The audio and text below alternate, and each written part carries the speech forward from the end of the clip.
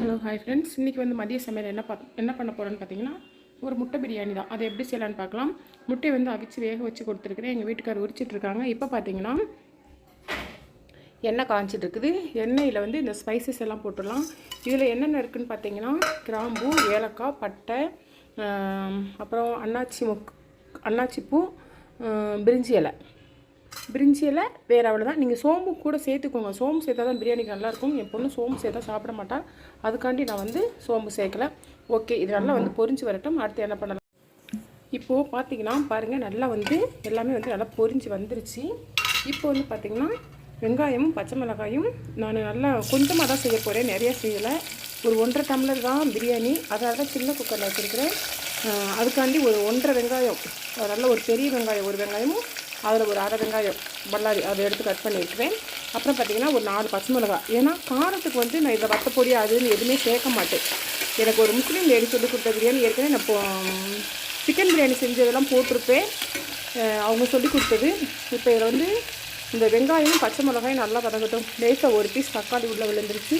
சரி, பரவாயில்லை. இது வந்து நல்லா வதங்கிறதுக்கு நம்ம கொஞ்சம் உப்பு சேர்த்துக்கலாம்.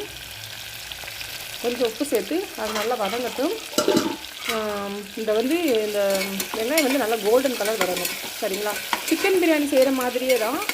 அதுக்கு பேர் நம்ம சிக்கன் பேர் எக்கு சேர்க்க போகிறோம், அவ்வளோதான். வேறு ஒன்றும் டிஃப்ரெண்ட் கிடையாது. இந்த ஸ்டேஜில் பார்த்திங்கன்னா புதினாவும் மல்லியும் இருந்தால் நீங்கள் சேர்த்துக்கோங்க. அது வந்து இன்னுமே இந்த பிரியாணிக்கு வந்து டேஸ்ட்டு கொடுக்கும். இதை விட ஒரு பெஸ்ட் என்னென்னு பார்த்திங்கன்னா புதினா, மல்லி, தக்காளி, வெங்காயம், பச்சை மிளகாய் எல்லாமே வந்து அரைச்சி நம்ம விட்டோம் அப்படின்னா அதுவும் ஒரு டேஸ்ட்டு. அதுக்கு மேலே ஒரு டேஸ்ட் பார்த்திங்கன்னா தேங்காய் பால் எல்லாமே வச்சு செஞ்சோம் அப்படின்னா பிரியாணி செம்ம டேஸ்ட்டாக இருக்கும்.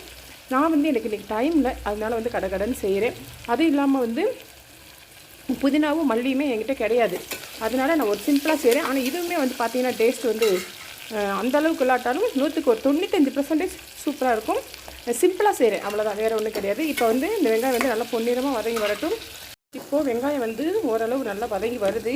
இந்த ஸ்டேஜில் பார்த்திங்கன்னா இஞ்சி பூண்டு பேஸ்ட்டு இந்த ஸ்பூனுக்கு ஒரு 1/2 ஸ்பூன் நம்ம சேர்த்துக்கலாம். கொஞ்சம் கூடயே சேர்த்துக்கலாம். இஞ்சி பூண்டு வந்து சேர்க்குறது நல்லது தான், ஆனால் ரொம்ப சேர்த்தா டேஸ்ட் ஒரு வித்தியாசமாக போயிடும். அதில் தான். ஓகே, இப்போ இஞ்சி பூண்டுமே சேர்த்தாச்சு. இஞ்சி பூண்டையுமே சேர்த்து நம்ம நல்லா வந்து வெங்காயம் கொஞ்சம் கோல்டன் கலர் வரட்டும். அதாவது கொஞ்சம் கருகின ஸ்டேஜ் மாதிரி, ஆனால் கருகிடக்கூடாது, அந்த ஸ்டேஜில் இருக்கணும். இப்போ வந்து நல்லா வதங்கி வரட்டும். அதுக்கப்புறம் நம்ம என்ன பண்ணணும் பார்க்கலாம். ஒரு மூடி போடலாம். ஃப்ரெண்ட்ஸ், வாங்க இப்போ பார்க்கலாம். இப்போ பார்த்திங்கன்னா பாருங்கள், நம்மளுக்கு அந்த ஒரு மாதிரி கருகின ஸ்டேஜ் மாதிரி வந்துடுச்சா நல்லா அப்போ வெங்காயம் வந்து நல்லா வதங்கிடுச்சு. இப்போது நான் நாட்டு தக்காளி எடுத்திருக்கேன், நாட்டு தக்காளி போட்டுக்கிறேன். நீங்கள் வந்து சப்போஸ் நாட்டு தக்காளி இல்லை அப்படின்னா கொஞ்சம் லெமனோ தயிரோ பிழிஞ்சு விட்டுக்கோங்க. இல்லைன்னா லெமன் கொஞ்சம் தயிர் கொஞ்சம் ரெண்டுமே சேர்த்து போடலாம். நான் வந்து நாட்டு தக்காளி போட்டுக்கிறதுனால இதிலே வந்து அந்த புளிப்பு சுவையாக கொஞ்சம் அதிகமாக இருக்கும், அதனால் நான் சேர்க்கலை. அப்படி நான் அதை சேர்த்தேன் அப்படின்னா பிரியாணியே வந்து கொஞ்சம் புளிச்ச மாதிரி ஆயிரும், அதுக்காண்டி நான் சேர்க்கலை. ஓகே, இப்போ இது வந்து நல்லா தக்காளி வந்து நல்லா மசிஞ்சு வரட்டும். இப்போது நம்ம கொஞ்சம் நேரம் மூடி வச்சிடலாம். ஃப்ரெண்ட்ஸ், அங்கே வந்து வெந்துட்டுருக்குது. இது கூட பார்த்திங்கன்னா நம்ம நன்னாரி போட்டு லெமன் ஜூஸ் ரெடி பண்ணி வச்சாச்சு. ஏன்னா பார்த்திங்கன்னா மணி பாருங்கள் 12 ஆச்சு. அப்போ நல்லா வெயிலாக இருக்கும் தானே, வெளியில் நல்லா வெயில் தெரியுது தானே. அதனால் வந்து கொஞ்சம் தண்ணி நிறையா குடிக்க மாட்டாங்க, அதனால் வந்து என் பொண்ணு தண்ணி நிறையா குடிக்க மாட்டேன். இந்த மாதிரி நன்னாரி சர்பத் போட்டு குடித்தா நல்லா குடிச்சிடுவான். அதனால் இதுவும் ரெடி பண்ணி வச்சாச்சு. இப்போ இதையும் வந்து நம்ம மூடி வச்சிடலாம். ஓகே, அடுத்து ஃப்ரெண்ட்ஸ் இப்போ வாங்க நம்ம இதை எடுத்து பார்க்கலாம். பாருங்கள், நல்லா வந்து தக்காளி நல்லா மசிஞ்சிருச்சு பாருங்கள். உங்களுக்கு வந்து நாட்டு தக்காளி வந்து சீக்கிரமே நல்லா மசிஞ்சிடும். சரிங்களா? இப்போது நம்ம இதையும் நல்லா கிளறி விட்டாச்சு. இதில் இப்போது சேர்க்க போகிற பொடி தான் வந்து நம்மளுக்கு பிரியாணி டேஸ்ட்டே கொடுக்குறது. நான் வந்து கரம் மசாலா அது இதெல்லாம் கண்டதெல்லாம் சேர்க்க மாட்டேன். நானே வந்து எல்லாமே போட்டு அரைச்சி வச்சுக்கிடுவேன். இந்த மாதிரி ஒரு டப்பாவில் போட்டு இதிலேருந்து தான் இப்போ ஒரு ஸ்பூன் எடுத்து நான் போட போகிறேன். இது வந்து ஒரு முஸ்லீம் லேடி சொன்ன ஒரு ரகசியமான பொடி, பிரியாணி பொடி. இது வந்து நம்மளுக்கு எந்த அளவுக்கு தேவையோ போட்டுக்கலாம். இந்த ஸ்பூனில் சரியாக வரலை, அதனால் வந்து நான் வந்து ஒரு 2 ஸ்பூன் 1.5 ஸ்பூன் கிட்ட போட்டிருக்கேன்னு வச்சுக்கோங்களேன்.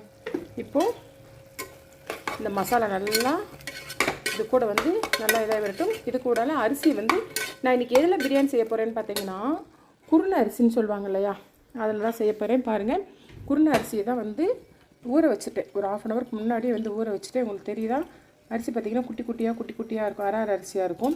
இதில் தான் பிரியாணி செய்ய போகிறேன். ஓகே, இப்போ நான் தண்ணிலாம் நல்லா வடித்து கொண்டு வந்து ரைஸையும் போட்டுடலாம். ரைஸையும் போட்டு லேசாக ஒரு கிளறிடலாம். இப்போ வந்து பார்த்திங்கன்னா ரைஸில் வந்து நல்லா தண்ணி கொஞ்சம் கூட இல்லாத அளவுக்கு இந்த மாதிரி ஒரு சல்லடையில் போட்டு எடுத்துகிட்டு வந்தாச்சு. இப்போ நம்ம ரைஸை போட்டுடலாம். சப்போஸ் நீங்கள் வந்து கொஞ்சம் ஒரு 2 வேளை வச்சு சாப்பிடணும் அப்படின்னு நினச்சிங்க அப்படின்னா என்ன பண்ணலாம்னா, நல்லா அந்த அரிசியை போடுறதுக்கு முன்னாடி நம்ம அந்த மசாலா போட்டிருக்கோம்லையே அதை கொதிக்க விட்டுறணும். கொதிக்க விட்டதுக்கப்புறம் அரிசி போட்டோம் அப்படின்னா கொஞ்சம் இப்போ மதியம் சமைக்கிறது நைட்டு 9 மணி 10 மணி கூட நம்ம வச்சு சாப்பிட்லாம். நாங்கள் இப்போ உடனே மதியமே சாப்பிட்டு காலி பண்ணுறதுனால ஓகே இந்த அளவு போதும் அப்படின்னு. இதுவுமே வந்து நைட்டு போய் நல்லா தான் இருக்கும். இருந்தாலும் கொதிக்க வச்சு போட்டோம் அப்படின்னா கூட கொஞ்சம் நேரம் தாக்கு பிடிக்கும்.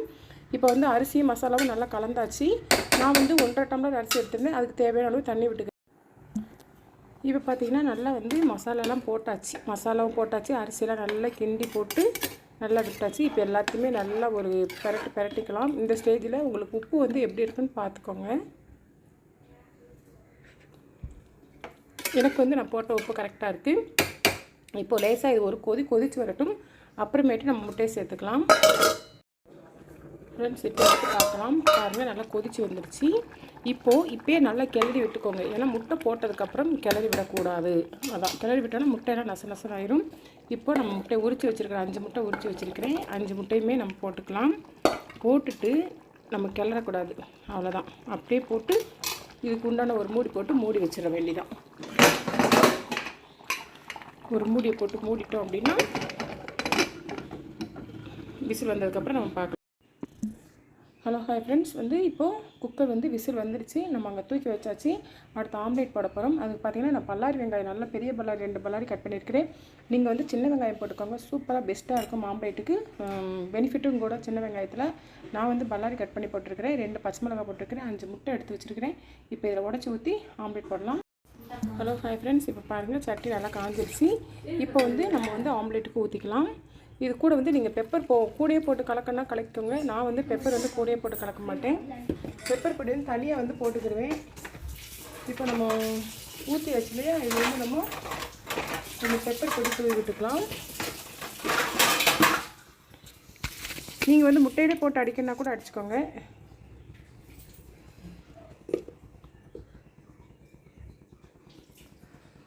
ரைட்டு அப்படி கொஞ்சம் பெப்பர் பொடி தூவி விட்டுடலாம். ஓகே, இப்போ இது நல்லா வெந்து வரட்டும். திருப்பி போட்டுக்கலாம். ஃப்ரெண்ட்ஸ், இப்போ ஆம்லேட்டை நம்ம திருப்பி போட்டாச்சு. இப்படியே இன்னும் ஒரு 2 ஆம்லேட் வரும். நான் எடுத்துகிட்டு அப்புறம் கடைசியாக நான் என்ன பண்ணுறேன் அப்படிங்கிறத சொல்கிறேன். ஃப்ரெண்ட்ஸ் பாருங்கள், 3 ஆம்லேட் வந்திருக்கு. இந்த ஒன்று ஹாட் பாக்ஸில் ஒன்று வச்சுருக்கேன். இது என் பொண்ணுக்கு சாப்பிட்றதுக்காண்டி எடுத்து வச்சேன். டேஸ்ட் கொஞ்சம் பிச்சு சாப்பிட்டு பார்த்தேன். சூப்பராக இருக்குது. இப்போ இதே நம்ம எடுத்துடலாம். ஹலோ ஹாய் ஃப்ரெண்ட்ஸ், இப்போ எல்லாமே முடிஞ்சு குக்கர் வந்து நம்ம விசில் இறக்கி வச்சிட்டோம். இப்போ பாருங்கள் பிரியாணி பாருங்கள் எப்படி இருக்குன்னு பாருங்கள். பிரியாணி பார்த்திங்கன்னா அழகாக வந்து பாருங்கள் சூப்பராக வந்திருக்கு.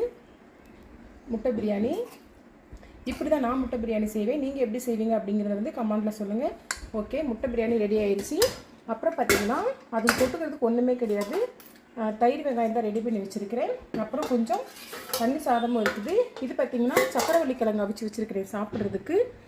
இதில் பார்த்திங்கன்னா சீரக தண்ணி இருக்குது. இதில் பார்த்திங்கன்னா நன்னாரி சர்பத்து ப்ளஸ் மோர். இந்த வெயிலுக்கு வந்து இந்த மாதிரி வச்சு சாப்பிடுங்க, நல்லது. அப்புறம் பார்த்திங்கன்னா ஆம்லேட்டு. இதில் என்னென்னு பார்த்திங்கன்னா சுண்டக்காய் இருக்கு இல்லையா, சுண்டக்காய் நாங்கள் வாக்கிங் போகிறப்ப பிடிக்கிட்டு வந்தோம்.